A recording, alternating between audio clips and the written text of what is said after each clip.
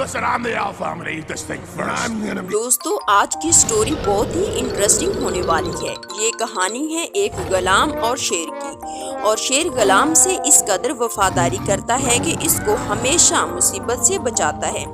تو آئیے دوستو کہانی شروع کرتے ہیں۔ ایک دفعہ کا ذکر ہے کہ ایک غلام جو کہ گلی گلی اپنے مالکوں کا مال بیچا کرتا تھا، ایک دن وہ ایک نیک دل بادشاہ کے گاؤں پہنچتا ہے۔ وہاں پر راستے میں اس کو ملاقات ہوتی ہے ایک بادشاہ سے۔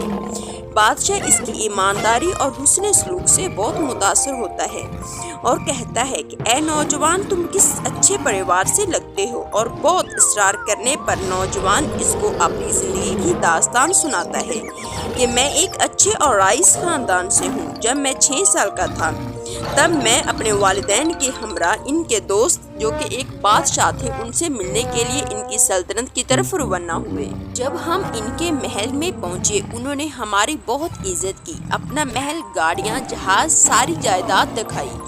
وہ میرے والد صاحب کے بہت اچھے دوست تھے۔ ان کے پاس بہت زیادہ جانور تھے اور ایک شیر تھا جو کہ پنجرے میں بند تھا۔ میں ہر روز شیر کے پاس جاتا، اس کو کھانا کھلاتا، پانی پلاتا، اس سے پیار کرتا۔ وہ میرا بہت اچھا دوست بن گیا۔ ایک دن میں نے بادشاہ کی اجازت لیے بغیر اس کو آزاد کر دیا۔ اس نے میرے پاؤں چاٹے ایسے جیسے وہ میرا شکریہ ادا کر رہا ہو، اور وہ جنگل میں چلا گیا جہاں وہ آزاد زندگی گزارنے لگا۔ جب بادشاہ کو علم ہوا تو اس نے میرے والد صاحب کو قید کر لیا اور مجھے بھی ڈھونڈنے لگا، اور لوگوں میں یہ افواہ پھیل گئی کہ اگر اس کا بیٹا شیر کو جلد واپس لے کر نہیں آئے گا تو اس کو قتل کر دیا جائے گا۔ تو میں شیر کی تلاش میں نکلا۔ جب میں جنگل میں داخل ہوا تو میں نے بہت سے جانور دیکھے، طرح طرح کے جانور تھے، وہ آپس میں لڑ رہے تھے، لیکن جو ان جانوروں کے درمیان شیر تھا وہ میرا دوست نہیں تھا۔ انہوں نے میری طرف بالکل بھی دھیان نہ کیا اور اپنے کھیل تماشے میں گم رہے، کیونکہ میرا دوست اب کسی ماتا رانی کے پاس رہتا تھا۔ وہ اس کو میرے بارے میں بتاتا تھا، مگر اسے علم نہیں تھا کہ مجھ پر کیسے کیسے ظلم کیے جا رہے ہیں۔ اور اس ماتا رانی کے شوہر جو شہر میں اس شیر اور لڑکے کے بارے میں چرچا سن کر آئے تھے، وہ بڑھیا کو سب بتاتے ہیں اور بتاتے ہیں کہ بادشاہ کے سپاہی بھی شیر اور اس لڑکے کی تلاش کر رہے ہیں، اور گاؤں کے ایک آدمی نے ان کو ہمارے گھر کا پتہ بتا دیا ہے۔ ان کی باتیں ایک طوطا اور لومڑی سن لیتے ہیں۔ میں بھی ابھی شیر کی تلاش میں ہی تھا کہ ایک چڑیل اچانک مجھے جنگل میں نظر آئی، اور میں اس چڑیل کو دیکھ کر گھبرا گیا، اور گھبراتے ہی میں گر گیا، اور وہ چڑیل مجھے اٹھا کر اپنے تانترک کے پاس لے جاتی ہے، اور وہ دونوں کی طرح کے ایگزورسزم کرنے لگتے ہیں۔ اور میری قسمت اچھی تھی کہ لومڑی اور طوطا جو کہ میرے دوست کے بہت قریبی دوست ہوتے ہیں اس کو بتاتے ہیں کہ ہم نے تمہارے دوست کو دیکھا ہے، ہم نے دیکھا ہے کہ اس کو ایک چڑیل اٹھا کر لے جا رہی ہے، اور اس چڑیل نے ایک ریچھ کو بھی اپنا غلام بنا رکھا تھا، اور وہ چڑیل کے سارے راز جانتا تھا۔ جب وہ شیر کے دوست لومڑی اور طوطے کو دیکھتا ہے تو انہیں بتاتا ہے کہ شیر کا دوست رامو چڑیل کی قید میں ہے، اور میں جانتا ہوں اس کو کہاں چھپایا گیا ہے۔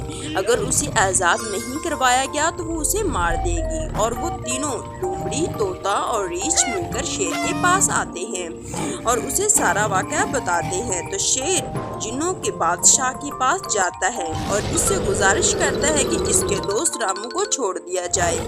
اس طرح جنوں کے بادشاہ انہیں کہتے ہیں کہ تم سب مل کر اس جنات کی شہزادی کے پاس جاؤ، کی منت کرو، وہ تم لوگوں کی بات ضرور مان لے گی۔ وہ اس کے پاس جاتے ہیں اور اس سے گزارش کرتے ہیں کہ ان کے دوست رامو کو چھوڑ دیا جائے۔ چڑیل ان کو دیکھ کر ایک سنسان جگہ پر جاتی ہے جہاں ایک خوبصورت جھونپڑی نظر آتی ہے۔